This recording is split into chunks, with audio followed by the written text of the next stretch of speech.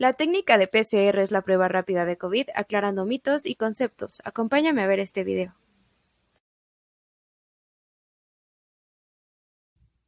En este video vamos a hablar acerca de las diferentes pruebas que existen para detectar la enfermedad COVID-19. Aunque a estas alturas de la pandemia ya lo conocemos bien, vamos a hablar tantito de qué es el COVID-19. El COVID-19, mejor conocido como coronavirus, es una enfermedad infecciosa causada por el SARS-CoV-2.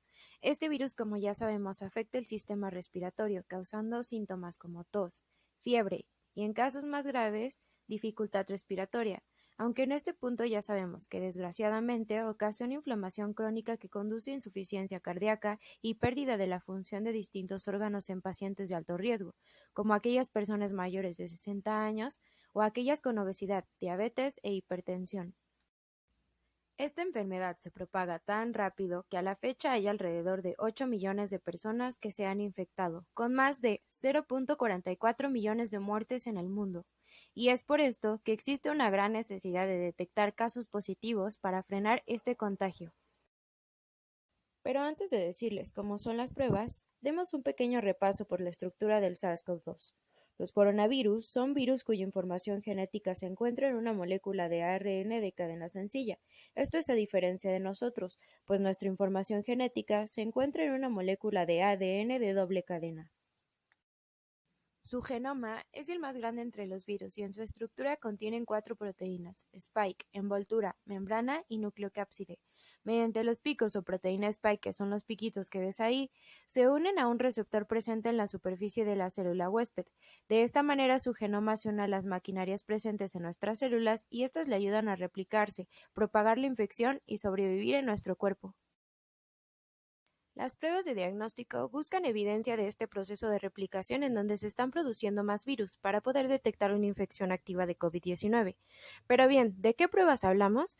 Pues hay dos categorías principales de pruebas en la lucha contra el COVID: las pruebas de diagnóstico y las pruebas de anticuerpos. Las pruebas de diagnóstico son usadas para detectar infecciones activas y pueden basarse en antígenos, como las pruebas rápidas de antígeno.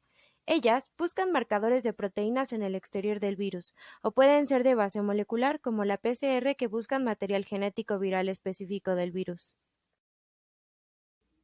¿Qué se necesita para hacer estas pruebas? Ambas requieren muestras nasofaringeas o de saliva, que probablemente contengan el virus.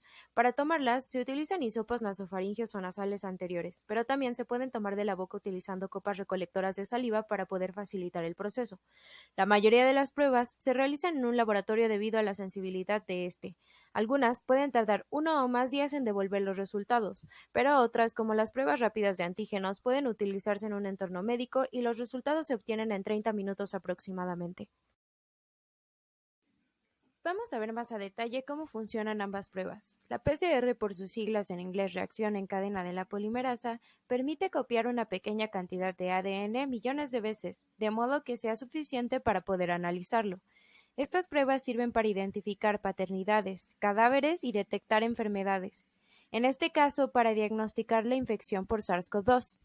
El procedimiento comienza tomando una muestra de la nariz de la boca de una persona potencialmente infectada para luego ser procesada.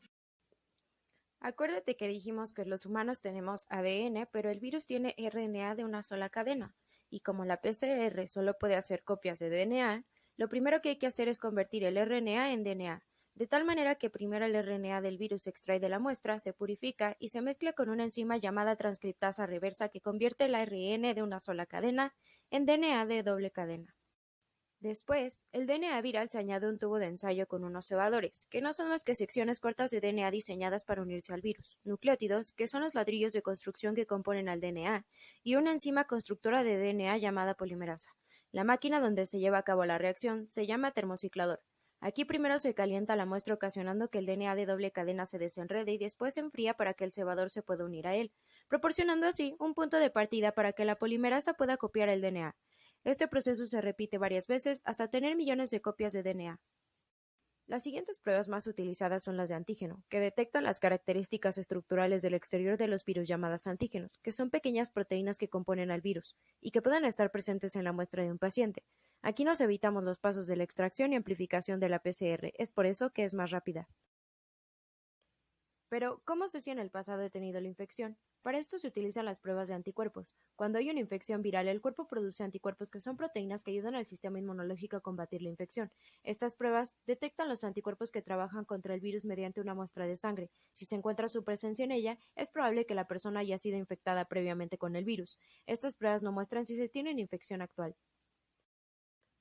Vamos a aclarar algunos mitos que han surgido durante esta pandemia. Mito 1. ¿Me puedo hacer la prueba en cualquier momento? Esto tiene algo de falso. Sí se puede realizar en cualquier momento. Sin embargo, recordemos que el virus tarda algunos días en incubarse en el sistema para poder ser detectado. Mito 2. Todas las pruebas de coronavirus son iguales. Esto es falso. Como ya se dijo, existen dos tipos de pruebas. La de PCR, que es la más certera, ya que puede detectar la presencia del material genético específico del virus e incluso la gravedad de la infección. Sin embargo, es más cara y el resultado puede tardar de horas hasta días. Y la segunda es la de antígenos. El resultado está listo en tan solo 30 minutos y cuesta menos, pero puede ser errada y dar negativo cuando en realidad sí se tiene el virus. Mito 3. Las nuevas cepas de coronavirus pueden ser detectadas por pruebas rápidas. Esto es falso, ya que el fundamento de las pruebas rápidas es mediante la presencia del antígeno, célula encargada de atacar al virus, y existen antígenos que aún no se han identificado o aislado del todo. La mejor prueba para nuevas cepas es RT-PCR hasta el momento. Mito 4. Apenas me contagio me puedo hacer una prueba molecular y saldrá positiva. Esto es falso. Es necesario realizar aislamiento inmediatamente después de estar expuesto al virus, ya que el virus tiene un tiempo de replicación de 48 a 72 horas y de esta manera aumenta la posibilidad de ser encontrado.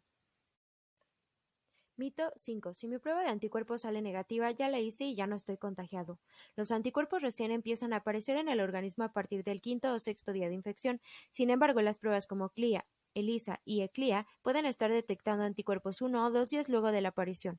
Las pruebas rápidas lo hacen hasta 7 u 8 días después debido a su sensibilidad. Este periodo se llama periodo de ventana. En dicho periodo la persona puede estar infectada, pero la prueba saldrá negativa. Por ello, si sospechas que lo tienes, debes aislarte cuanto antes. Mito 6. Si tengo positivo el resultado de PCR, a los 14 días ya no contagio y ya puedo salir. La única manera de saber si alguien ya no puede contagiar a los demás es si la prueba de anticuerpos de IgE es mayor a 2.5, volverse a hacer la PCR y que salga negativa. Mito 7. Ya tuve COVID hace meses, pero si el resultado de prueba de anticuerpo es positivo, ¿sigo contagiado? Algunas personas pasan por esta situación. Sucede que cuando alguien se contagia, desarrolla el anticuerpo IgG. Este es el que nos brinda protección en el largo plazo. Idealmente deseamos tener el mayor tiempo posible de IgG por encima de los 2.5 para no contagiar y no volver a ser contagiado. Lamentablemente, hay casos de personas que pierden este IgG con el tiempo. Estas personas deben volver a cuidarse, ya que son susceptibles de un posible recontagio.